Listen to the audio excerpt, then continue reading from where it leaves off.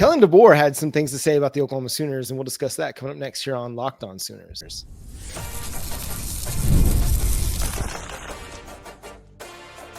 You are Locked On Sooners, your daily podcast on the Oklahoma Sooners. Part of the Locked On Podcast Network, your team every day.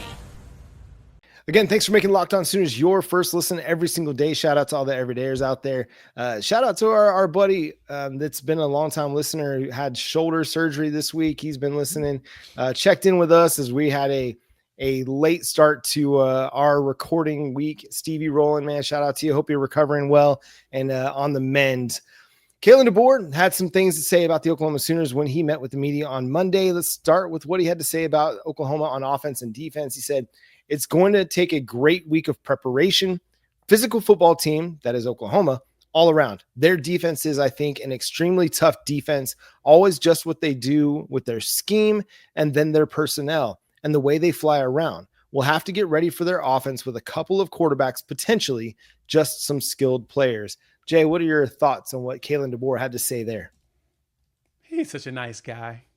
So Coach Speaky. So Coach Speaky. But no, on a serious note, I get, and even talking to other fans of like Alabama and other teams, when they talk about it, they're like, yeah, I mean, y'all's defense is legitimate. It's just, it needs help with, the opposite side of the ball. And of course we know that if we can get just competence and a little bit with that side, boom, the defense will probably play a lot better. But Brent Venables has done a really good job of building the defense up. It's now he's coaching for his job now to show that he can make sure that the offense is also as competent. It's not easy coming in, taking this job, moving into a new conference and not having as much resources as you would like on the back end. Now it's time to fight for it. This was the great example year. There is no excuse. He can go in and say, look, see what we're dealing with?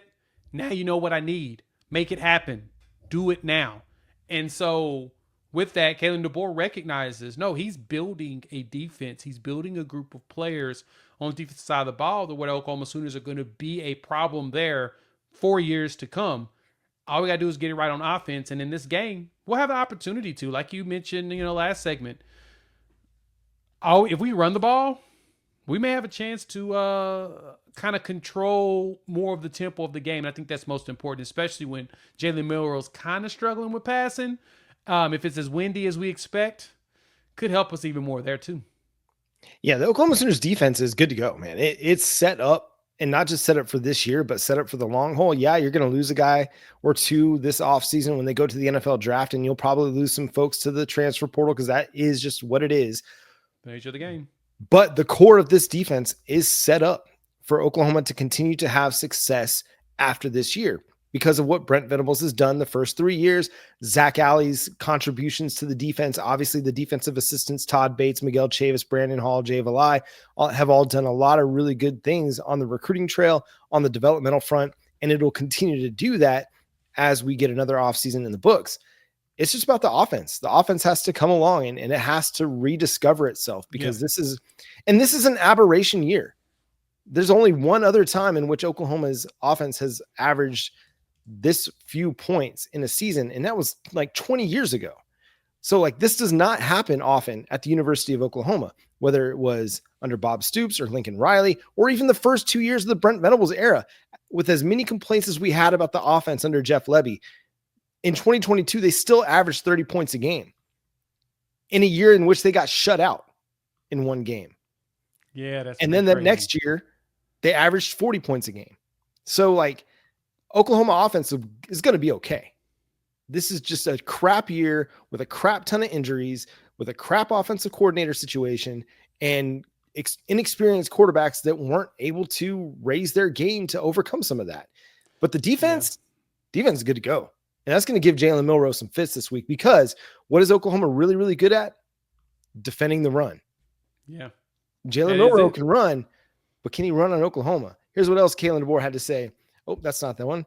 You look at the games that they've played, a lot of close games going into the second half and even the fourth quarter. The Missouri game obviously was a crazy ending, and some plays made both ways just in the final 2 minutes. Each and every game takes on its own life. And for us, speaking of Alabama, we're focused on the next play and for us, the next game and everything that goes into being our best. And that's what our recipe for success has been here over the last month.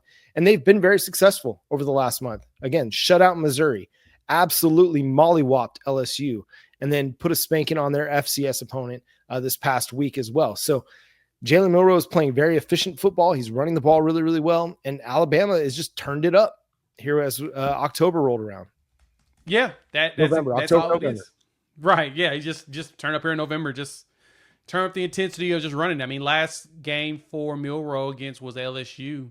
He just basically won the game with his legs. Even apologized to his wide receivers and said, sorry about that, guys. They're like, we don't care. We win. We're winning. Mm-hmm. It's kind of fun watching you run all over people. That's what we're going to have to slow down. If anything, I mean, that's probably that is the best asset of Oklahoma. We are number 2 in the country in rushing, defensive rushing efficiency. So yeah, that's what we do well. Tops in the SEC. We don't let people just run all over us. You're going to probably get yards, but you're not going to be able to run all over us. And if we can do a really good job of slowing that down, yeah, we'll have a good opportunity. The biggest thing is going to be not only the pressure on Milroe, but also, finding those holes, right? Find those gaps. We probably should. I'm going to keep saying it over and over. We take a book out of what PK did down in Texas against us. We had Anthony Hill literally just find whatever the hole was and fill it immediately from the quarterback. That will be super helpful against a guy like Jalen Milroe. He's going to find the hole within the blocking, and he's going to try to make that run. Have somebody that spies specifically for that while also guarding the middle of the field where they can jump and knock something down.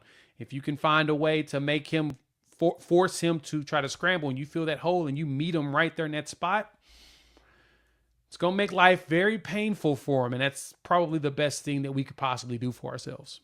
Yeah, it's going to be a lot on the interior defensive line to not let him get easy stuff up the middle, and then those edges playing contain the way that they can play contain. Ethan Downs and R. Mason Thomas have done a great job keeping everything funneled inside to the defensive tackles or making it stretch to where they have to go backwards to go forward. So I like Oklahoma's matchup in the box, in the front 7.